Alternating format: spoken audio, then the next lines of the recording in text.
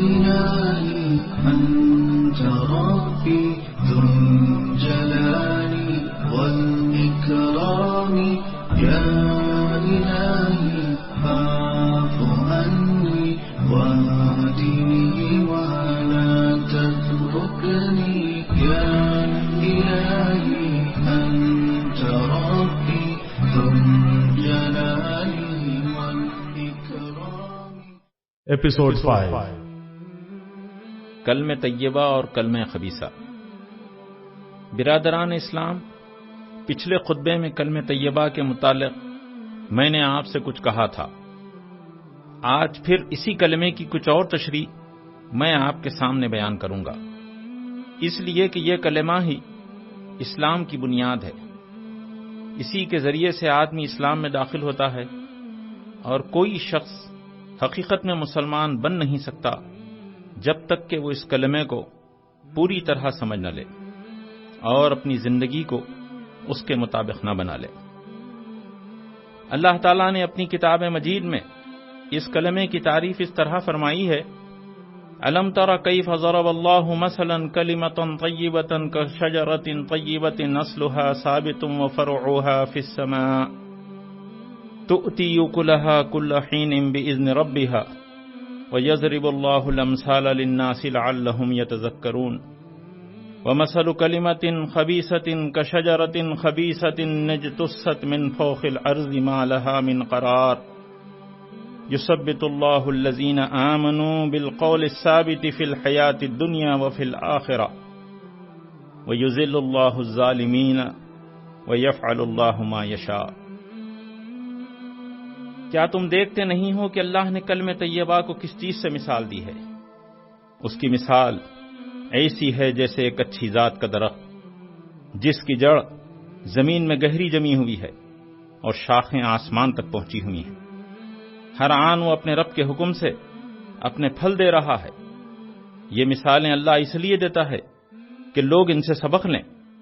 اور کلمہ خبیثہ کی مثال ایک بزاد درخت کی سی ہے جو زمین کی سطح سے اکھاڑ پھینکا جاتا ہے. اس کے لیے کوئی استحکام نہیں ہے. ایمان لانے والوں کو اللہ ایک قول ثابت کی بنیاد پر دنیا اور آخرت دونوں میں ثبات عطا کرتا ہے، اور ظالموں کو اللہ بھٹکا دیتا ہے. اللہ کو اختیار ہے جو چاہے کرے. یعنی کلمہ طیبہ کی مثال ایسی ہے جیسے کوئی اچھی ذات کا درخت ہو جس کی جڑیں زمین میں خوب جمی ہوئی اور جس کی شاخیں آسمان تک پھیلی ہوئی ہوں، اور جو ہر وقت اپنے پروردگار کے حکم سے پھل پر پھل لائے چلا جاتا ہو.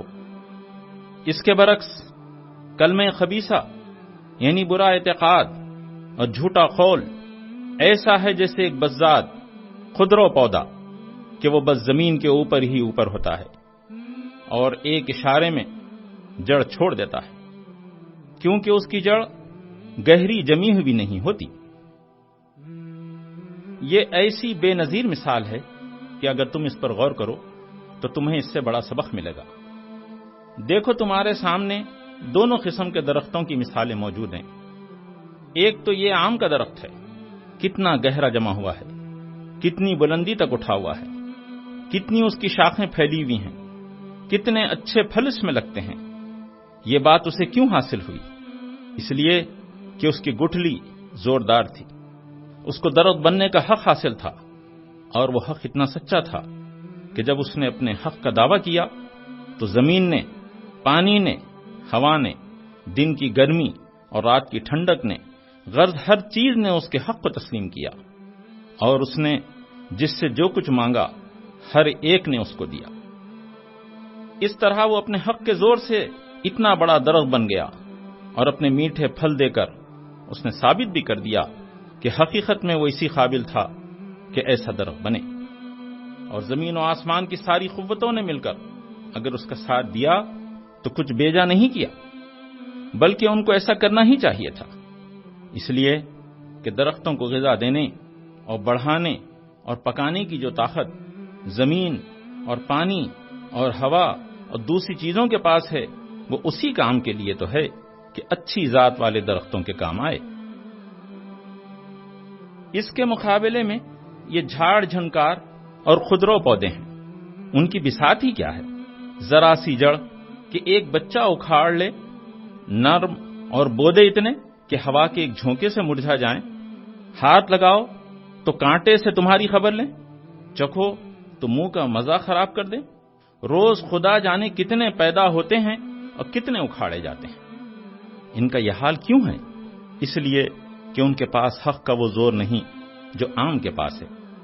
جب اعلیٰ ذات کے درخت نہیں ہوتے تو زمین بیکار پڑے پڑے اگتا جاتی ہے اور ان پودوں کو اپنے اندر جگہ دے دیتی ہے۔ کچھ مدد پانی کر دیتا ہے، کچھ ہوا اپنے پاس سے سامان دے دیتی ہے، مگر زمین و آسمان کی کوئی چیز بھی ایسے پودوں کا حق ماننے کے لیے تیار نہیں ہوتی۔ اس لیے نہ زمین اپنے اندر ان کی جڑیں پھیلنے دیتی ہے، نہ پانی ان کو دل کھول کر غذا دیتا ہے، اور نہ ہوا کھلے دل سے ان کو پروان چڑھاتی ہے۔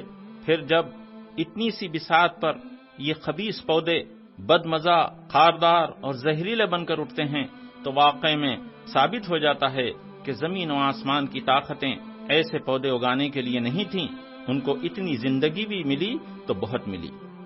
ان دونوں مثالوں کو سامنے رکھو اور پھر کلمہ طیب اور کلمہ خبیث کے فرق کو غور کرو۔ کلمہ طیب کیا ہے؟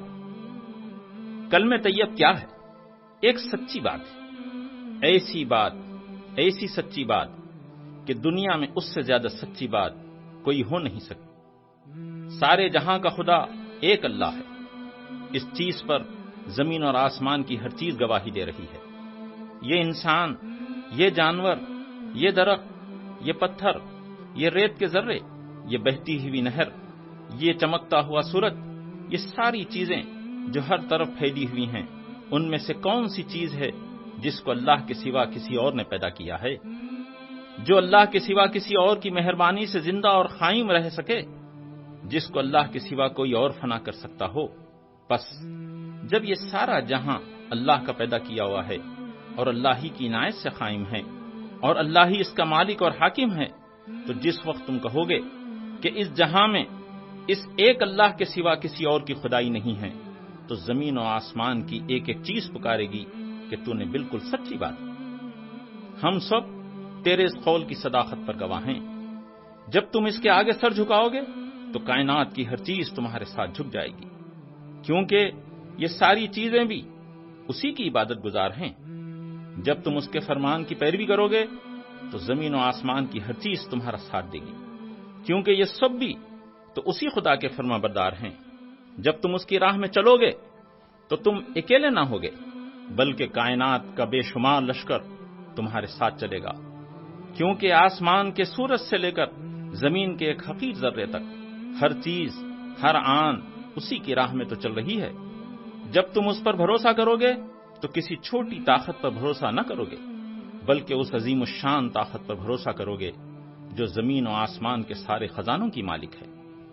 غرض اس حقیقت پر جب تم نظر رکھو گے تو تم کو معلوم ہوگا کہ کلمہ طیبہ پر ایمان لا کر جو انسان اپنی زندگی کو اسی کے مطابق بنا لے گا، زمین اور آسمان کی ساری طاقتیں اس کا ساتھ دے گی۔